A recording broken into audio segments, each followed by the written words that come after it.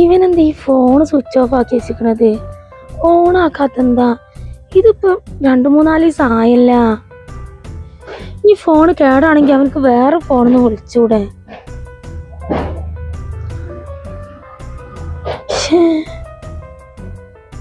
അവ്വ അവ്വ, ഈ ഇവിടെ വന്ന് നിക്കണേ.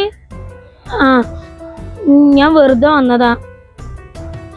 എന്താടി ഒരു ടെൻഷൻ പോലെ? ഞാൻ കുറച്ചു നേരമായി എന്നെങ്ങനെ ശ്രദ്ധിക്കണ്. ചായ കുടിക്കുമ്പോഴും ഒന്നിനൊരു ഉഷാറില്ലല്ലോ. എന്താ പറ്റിയത്? ഏയ് ഒന്നുമില്ലാതി. ആ പിന്നെ നിച്ചു കുറച്ച് ദിവസമായി വിളിച്ചിട്ട്. ഇപ്പൊ 2-3 ദിവസമായിട്ടേ ഫോണാണെങ്കിൽ സ്വിച്ച് ഓഫ് ആണ്. ഞാൻ വിളിച്ചിട്ട് കിട്ടണില്ല. അവനാന്നുണ്ടെങ്കിൽ വേറെ ഫോണിന്നൊക്കെ വിളിച്ചിട്ടില്ല. എനിക്ക് എന്തൊക്കെ ഒരു പേടി പോലാതി. എടി പൊട്ടിക്കാളി, ഇതാണ് കാര്യം. ഞാനും കരുതി വേറെ എന്താണെന്ന്. എടി അവന്റെ ഫോണ് കേടെന്നതാവുന്നേ. ഈ തന്നെയല്ലേ ഇന്നലെ എന്നോട് പറഞ്ഞത്? കേട് വന്നതാവും, അതായിരിക്കും എനിക്ക് വിളിക്കാത്തത്. ആദ്യം ഇനിയിപ്പോ ഫോണ് കേടാന്നുണ്ടെങ്കിൽ അവനക്ക് വേറൊരു ഫോൺ നിന്നെ വിളിച്ചൂടെ? അവനക്ക് എന്റെ നമ്പർ കാണാപ്പാടാണല്ലോ. ഇതിപ്പോ ഫോൺ സ്വിച്ച് ഓഫ് ആണേനും ഞാൻ ആകെ ടെൻഷൻ അടിക്കുന്നുള്ളത് അവനക്ക് അറിയൂലേ. എടി പൊട്ടി കാളി, ചിലപ്പോ എന്തെങ്കിലും തിരക്കിൽ പെട്ടതാവും അവന്. വേറെ ഒന്നും ഉണ്ടാവൂല അവൻ എനിക്ക് വിളിക്കാത്തത്. ഇങ്ങനെ ടെൻഷൻ ആവാതെ. അല്ലെങ്കിൽ ഈ ഒരു കാര്യം ചെയ്യ്. നീ തന്നെയല്ലേ എന്നോട് പറഞ്ഞിരുന്നത് എൻ്റെ ഫ്രണ്ട് നന്ദു നിച്ചുവിനോട്ട് നല്ല കൂട്ടാണ് എന്നുള്ളത്? നന്ദുവിനൊന്ന് വിളിച്ചു നോക്ക്. ഇപ്പൊ അവൾക്ക് അറിയായിരിക്കും. അവളോട് ചിലപ്പോൾ പറഞ്ഞിരിക്കണെങ്കിലോ. നിച്ചുവിന്റെ വീടിന്റെ അടുത്തല്ലേ നമ്മളെ നന്ദുവിന്റെ വീട്. ഈ അവളോടൊന്ന് വിളിച്ച് ചോദിച്ചു നോക്ക്. ആദി, നന്ദു നിച്ചു നല്ല കൂട്ടാണ്. ഈ പറഞ്ഞപ്പോഴാണ് ഇക്കെ നന്ദുവിന്റെ ഓർമ്മ തന്നെ. ഞാൻ എന്തായാലും അവളൊന്ന് വിളിച്ചു നോക്കട്ടെ. നീ നന്ദുവിനോട് പറയ് നിച്ചുവിന്റെ വീട്ടിലൊന്ന് പോയി നോക്കാന്. നിച്ചുവിന്റെ ഉമ്മാക്കും ഉപ്പാക്കും എല്ലാവർക്കും നന്ദുവിനെ അറിയും ചെയ്യാലോ. അപ്പൊ പിന്നെ പ്രശ്നമില്ലല്ലോ. ചിലപ്പോ ഫോണ് കേടുന്നതായിരിക്കും. അല്ലാതെ ഈ ഇങ്ങനെ ടെൻഷൻ അടിക്കണമായിരിക്കേ ഒന്നും ഉണ്ടാവൂല. ഈ ഒന്ന് വിളിച്ചു നോക്ക്. ഞാനൊന്ന് വിളിച്ചു നോക്കട്ടെ. ഈ അങ്ങോട്ട് പോയിക്കോ, ഞാൻ അങ്ങോട്ട് വരാം. ആദ്യം ഇനി ഉമ്മാനോട് ഇതൊന്നും പറയണ്ട കേട്ടോ. എന്നാ വിളിച്ചിട്ട് മേങ്ങാണ്ട് വായട്ടാ. ഇതിങ്ങനെ ഫോണും പിടിച്ചിങ്ങാണ്ട് അന്തുല്യ കുന്തുല്ലാത്ത മാതിരി ഇങ്ങനെ നിക്കണ്ട. അവളുടെ ഒരു പ്രേമം. ഇവളും എന്താ ഫോൺ എടുക്കാത്തത്?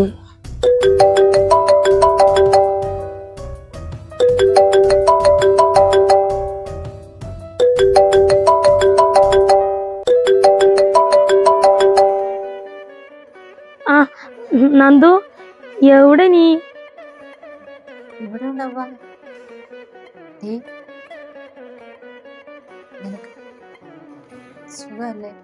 സുഖാണ് നന്ദു. അല്ല, ഈ എവിടെയാണ്? നാട്ടിലാണാ? പ്രശ്നത്തിന് ശേഷം നാട്ടിൽ തന്നെയാണ്.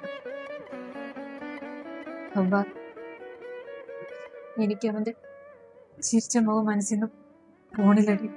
നന്ദു, ഇക്ക് ഈ പറഞ്ഞതൊന്നും മനസ്സിലാവണില്ല. ഈ ആരെ കാര്യാണടി പറയണത്? നീ എന്താ ഇങ്ങനെയൊക്കെ ചോദിക്കുന്നത്? ഒന്നും അറിയാത്തത് പോലെ. നമ്മുടെ നിച്ചുവിന്റെ കാര്യം നീ ഇത്ര പെട്ടെന്ന് മറന്നോ? നിച്ചുവിന്റെ എന്ത് കാര്യം നന്ദു? നിച്ചുവിന് എന്താ പറ്റിയത്? നന്ദു, ഞാൻ ഒന്നും അറിഞ്ഞിട്ടില്ലടി.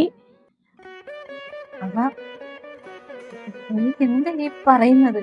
എടി, നിച്ചുവിന്റെ ഫോണേ ഒരാഴ്ചത്തോളായിട്ട് സ്വിച്ച് ഓഫ് ആണ്. അവനാന്നുണ്ടെങ്കിൽ എനിക്ക് വേറൊരു ഫോണൊന്നും വിളിച്ചിട്ടും ഇല്ല. പിന്നെ ഞാനാന്നുണ്ടെങ്കിൽ എനിക്കറിഞ്ഞൂടെ എൻ്റെ ആദ്യത്തെ കല്യാണത്തിന് സമ്മതിച്ചത് അവളെ എൻഗേജ്മെന്റ് തിരക്കിലും പെട്ട്.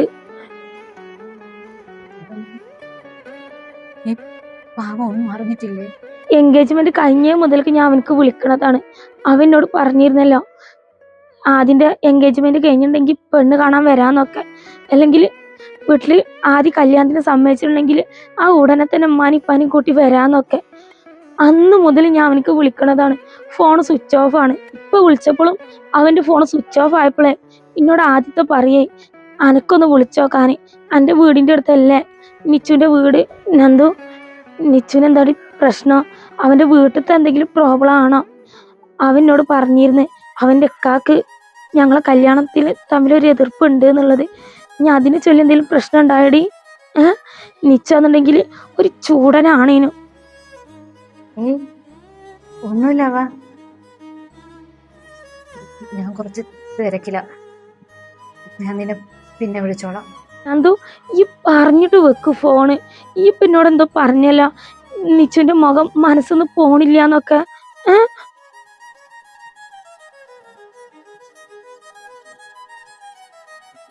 എന്താടി നന്ദു അത്? എന്താടി നിച്ചു വിളിക്കാത്തത്? എന്താ അവന്റെ ഫോൺ സ്വിച്ച് ഓഫ്? ഇക്കറിയാം നന്ദു, അനക്കറിയാതിരിക്കൂല എന്നുള്ളത്. എന്നോട് പറയ നന്ദു, എന്താണെങ്കിലും എന്നോട് പറ. അവ നമ്മുടെ നിച്ചു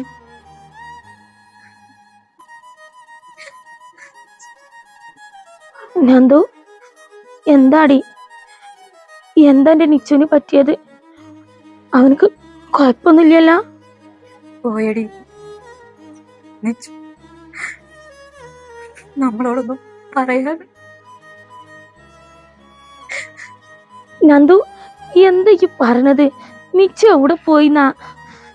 നന്ദു ഇനിങ്ങനെ ടെൻഷൻ ആക്കാതെ കാര്യം പറയണ്ട. ഞാൻ എന്താവുക നിന്നോട് പറയാ? നമ്മള് നിച്ചു നമ്മളെ വിട്ട് പോയി. അവന്റെ ഉപ്പാനെയും ഉമ്മാനെയും കൂട്ടി നിന്റെ വീട്ടിൽ പെണ്ണ് ചോദിക്കാൻ വരുവായിരുന്നു. ആക്സിഡന്റ് ആയി അവ. ആ സ്പോട്ടിൽ തന്നെ അപ്പം പോയടി.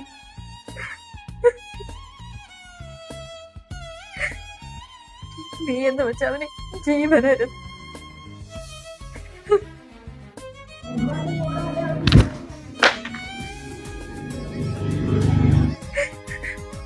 അപ്പൊ ഹലോ ഹലോ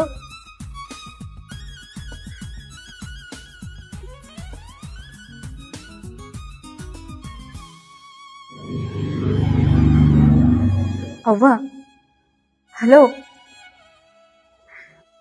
എന്റെ ദൈവമേ, ഇനി എന്തൊക്കെയാ സംഭവിക്കുക? എന്റെ അവ ഇതെങ്ങനെ സഹിക്കും?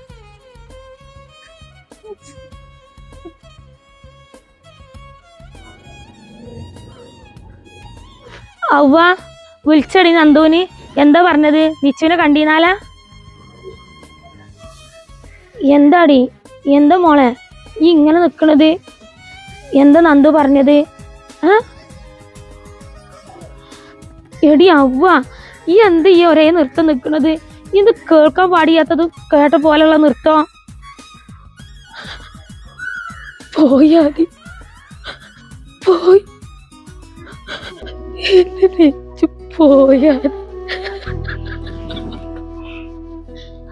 എന്താ പറ്റിയാവുക? ഇങ്ങനെ കരയാതെ കാര്യം പറ. എന്താടി? പറഞ്ഞിട്ടോട് അപ്പാ ഉമ്മാനെയും കൂട്ടി നിന്റെ വീട്ടിൽ പെണ്ണ് ചോദിക്കാൻ വരുവായിരുന്നു. ആക്സിഡന്റ് ആയി അവ.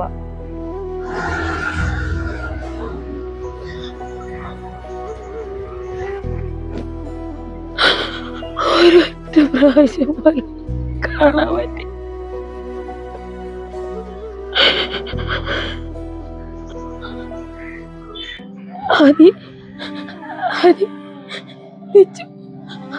അവല്ലാതെ എങ്ങനെയാണ് ഞാൻ?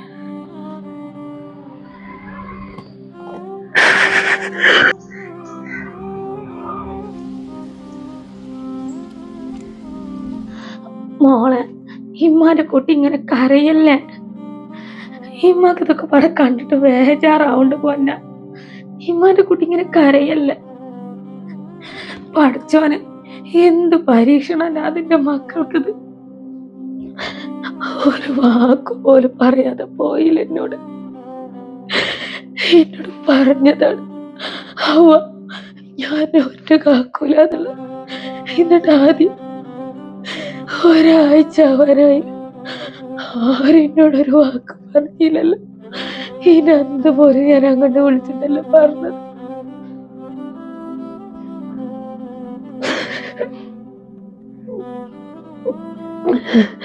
എന്തെല്ലാം സ്വപ്നം കണ്ടതാണ് ആദ്യം ഞങ്ങള്. അവ ഈ ഇങ്ങനെ കരയല്ലേ, ഈ ഇങ്ങനെ കരഞ്ഞിട്ടുണ്ടെങ്കിലേ പോയ നിച്ച് തിരിച്ചു വരിക. ഇമ്മ ഒന്ന് പറഞ്ഞു കൊടുക്കി മോളോട്, അവളെ കരച്ചിൽ കാണാൻ കഴിയണില്ല. മോളെ ഇങ്ങനെ കരയല്ലടി, എനിക്കൊന്ന് കാണാനും കൂടി പറ്റില്ലല്ലോ. ആദ്യം അന്ന് രാത്രി വിളിച്ചു വെച്ചപ്പോ എനിക്ക് നാളെ ഒരു സർപ്രൈസ് ഉണ്ടെന്ന് പറഞ്ഞു വെച്ച ആളെ പിന്നെ ഫോണ് സ്വിച്ച് ഓഫ് ആണ്. അതാണെങ്കിൽ ഒരുപാട് സന്തോഷത്തിലായിരുന്നു ഈ കല്യാണത്തെ സംബന്ധിച്ചെന്ന് പറഞ്ഞു. എന്നിട്ട് പോലും എനിക്കത് കാണാൻ പറ്റില്ലല്ലോ. ആദ്യം മോളെ കരയല്ല, ഇങ്ങനെ ഈ മനക്കുട്ടി കരയല്ല. ബദ്രീങ്ങളെ കാണാൻ വയ്യല്ല എൻ്റെ കുട്ടിൻ്റെ കണ്ണീര്. അതിന് മാത്രം എന്ത് മഹാഭാവനാഥ ഞങ്ങൾ ചെയ്ത് കൂട്ടിയത്. ഇമ്മ പറഞ്ഞതൊന്ന് കേൾക്കാവുക. മോളെ ഇങ്ങനെ കരയല്ലടി. ഇങ്ങനെ സംഭവിച്ചപ്പോഴേ ഒരൊറ്റ പ്രാവശ്യം എൻ്റെ വീട്ടുകാർക്ക് എന്നെ വിളിച്ചുവിടായിരുന്നു. അവൻ്റെ ഉമ്മാനോട് ഞാൻ നല്ല കമ്പനിയായിരുന്നില്ല ആദ്യം. അവൻ്റെ മകനെങ്കിലും എന്നോടൊന്ന് വിളിച്ചുവിടായിരുന്നു, എനിക്കൊന്ന് കണ്ടുടായിരുന്നു എൻ്റെ നിച്ചുവിന്.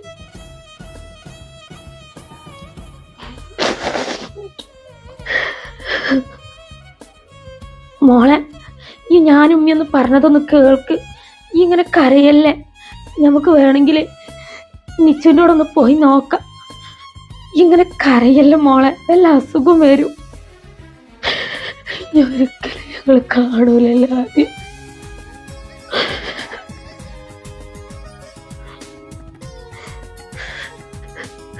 ഇതിനായിരുന്നു 6 വർഷം എങ്ങനെ സ്നേഹിച്ച് കൊന്നത്.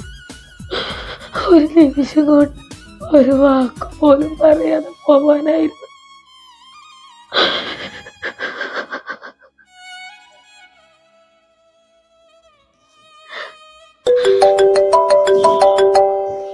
ഞാൻ പോയി നോക്കട്ടെ ആരെ വിളിക്കണത്.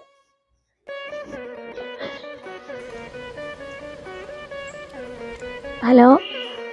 ഹലോ ആദി, താൻ എവിടെയാടോ? ഇന്ന് വിളിച്ചില്ലല്ലോ. ഇക്ക ഇവിടെ ആകെ പ്രശ്നത്തിലാണ്. എന്താടാ, എന്താ പറ്റിയ? നിച്ചു നമ്മളെ വിട്ട് പോയി. ഇന്നാണ് അവ അറിയണത്. ഇതുവരെ അറിഞ്ഞിട്ടില്ല. അവൻ്റെ ഫോൺ സ്വിച്ച് ഓഫ് ആയിരുന്നു. അവളും കരുതിയത് ഫോണ് കേട് വന്നതാവുന്നാണ്. പക്ഷെ നമ്മുടെ കല്യാണ നിശ്ചയത്തിൻ്റെ ഇടയിൽ അവൾ ഫോൺ എടുത്ത് നോക്കാനാ, ന്യൂസ് എടുത്ത് നോക്കാനാ, അതൊന്നും ശ്രദ്ധിച്ചില്ല തോന്നുന്നു. ഞാനോ ഇമ്മ ആരും ശ്രദ്ധിച്ചിട്ടില്ല. പക്ഷെ അവനെ ഞങ്ങൾ ഇതുവരെ കണ്ടിട്ടില്ല, അവളെ കണ്ടിട്ടുള്ളതിന്. ഇപ്പൊ അവ ആകെ സമനില തെറ്റി പോലെ നിൽക്കാം. എടോ, താനിങ്ങനെ ടെൻഷൻ അടിക്കല്ലേ. നമ്മൾ അബ്ബയ്ക്ക് നിച്ചുവിനെ വിധിച്ചിട്ടുണ്ടാവില്ല. അതല്ല, എൻ്റെ മൂത്താപ്പ അറിയോ? ഓ, മൂത്താപ്പൊക്കെ അറിഞ്ഞിക്കണം, ഇമ്മ വിളിച്ച് പറഞ്ഞിക്കണം. പക്ഷെ അവൻ്റെ കരച്ചിൽ കാണാനാണ് കഴിയാത്തത്. അവൾ ഇതുവരെയായിട്ടും അങ്ങനെ കരയണത് ഞങ്ങൾ ആരും കണ്ടിട്ടില്ല. ഇതിപ്പോ എന്തൊക്കെയോ വിളിച്ച് പറഞ്ഞ് കരയണക്ക്. ആദി, നീ ടെൻഷൻ അടിക്കാണ്ടേ അബ്ബേൻ്റെ അടുത്തേക്ക് ചെല്ലേ, ഞാൻ പിന്നെ വിളിച്ചോളാം. എന്നാ ശരി. ആദി, എല്ലാം ശരിയാകൂടോ. നമ്മൾ വിചാരിക്കുന്ന പോലെ തന്നെ നടക്കണമെന്നില്ലല്ലോ. താ ഫോൺ വെച്ചോ, ഞാൻ വിളിക്കാം.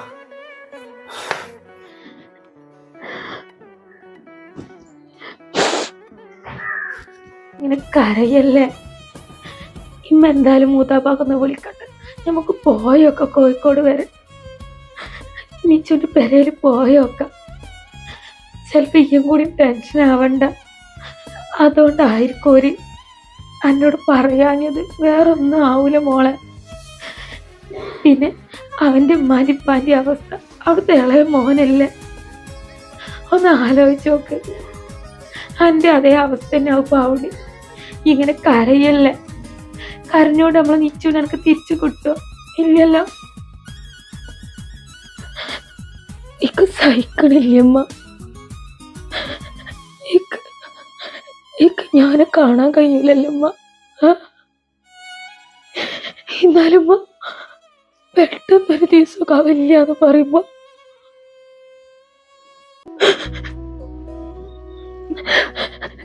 അവഞ്ഞ് വണ്ടി സ്പീഡായിട്ട് കൂട്ടി ഓടിച്ചമ്മ.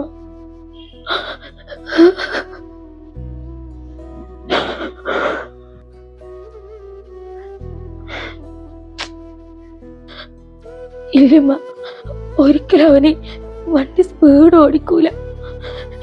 ഞാൻ തന്നെ ആദ്യം സ്കൂട്ടിയുടെ പോകുമ്പോ അവനോട് പറയല് സ്പീഡ് കുറക്കണം എന്നാണ്. അങ്ങനത്തെ എന്നെ ഉപദേശിക്കണ ആള് പിന്നെ അവന് സ്പീഡ് കൂട്ടും? ഇല്ല, അവ ഒരിക്കലും സ്പീഡ് കൂട്ടൂല. പിന്നെ എന്തേക്കാരം സംഭവിച്ചിട്ടുണ്ടാവും? എന്തിഷ്ടായിരുന്നു അറിയുമ്മ അവൻക്ക് എന്നെ. ഇമ്മ, അവനില്ലാതൊക്കെ പറ്റൂല അമ്മ. അവനില്ലാതെ ഞാൻ എങ്ങനെ?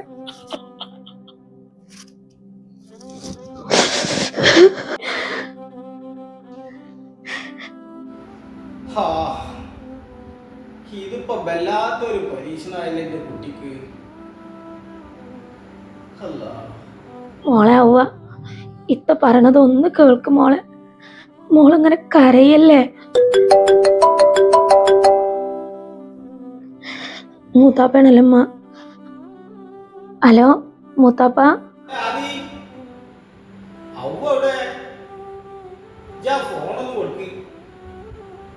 ആ മൂത്താപ്പ, ഞാൻ ഇപ്പൊ കൊടുക്ക. ഫോൺ ഇവിടെ ഉണ്ട്. അവ ഇന്ന ഫോണ് മൂത്താപ്പയാണ്.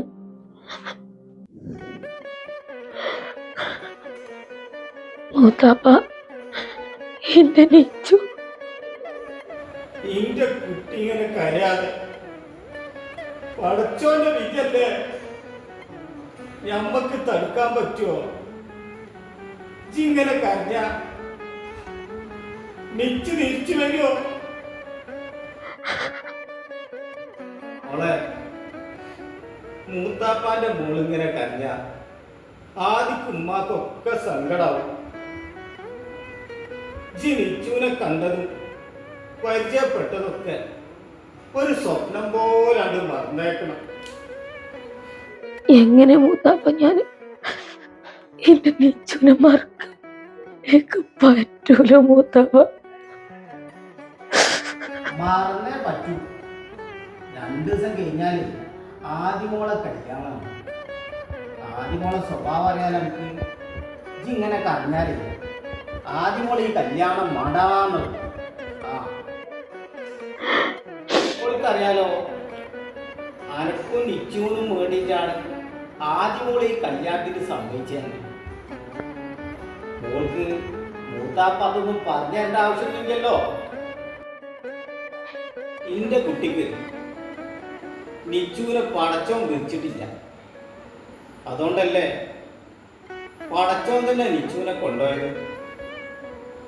ഇങ്ങനെ കരയാതെ അവിടുന്ന് ഒന്ന് നീച്ച കണ്ണും മുറക്കൊന്ന് കഴിയൊക്കെ ഉദാപ്പന്നാ വെക്കട്ടെ. പറ്റാച്ച വൈകുന്നേരം വരാൻ നോക്കാം.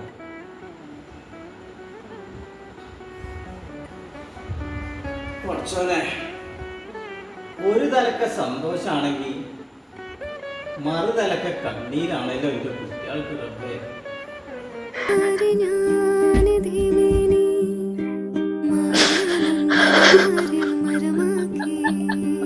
നീയാണ് പ്രിയമായും സുഖമായും രസമായും ലയമായും നിനവാകേ.